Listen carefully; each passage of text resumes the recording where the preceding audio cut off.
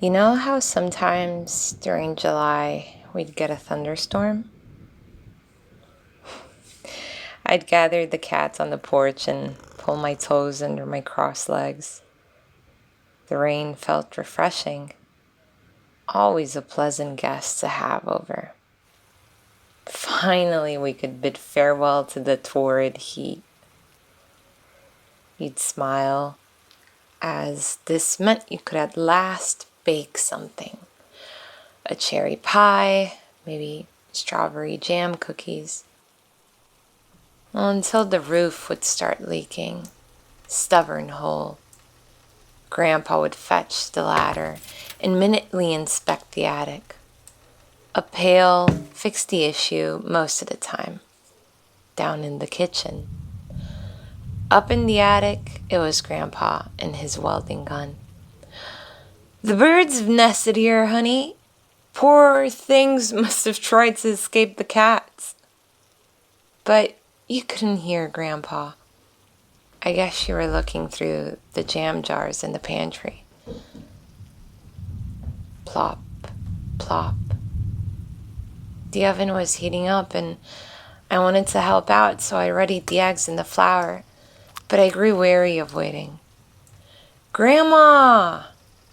I treaded quietly your way, only to find another hole. "Oh, shucks," I cried. There was a rip in my dress, right around the waistline, an odd-looking, irregular hole. "Grandma?" I kept calling for you, but there was no answer. Plop, plop. The dripping didn't stop, but now I couldn't be bothered with the leak coming from the attic.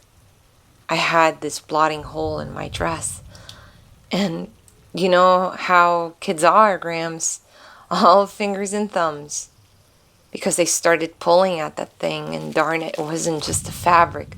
The hole went deeper. "Grandma, come see." I tugged at the loose skin and spread it apart to feel the hollow spot in my belly.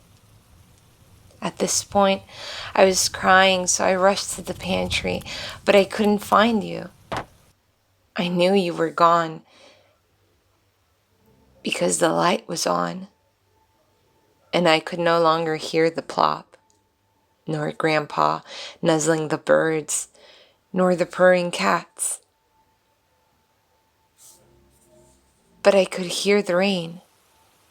Strange, I thought, because I was hearing an echoing hailstorm, a howling wind coming from this hole.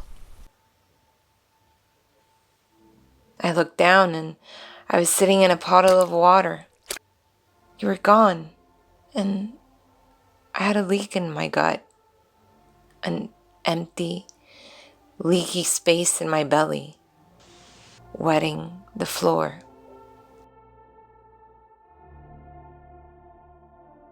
This is all I was left with. So I turned around, picked up the pail, and fastened it around my waist. I always carry it around, and people sometimes look weirdly at me, but I gotta water those daisies growing in the back garden somehow.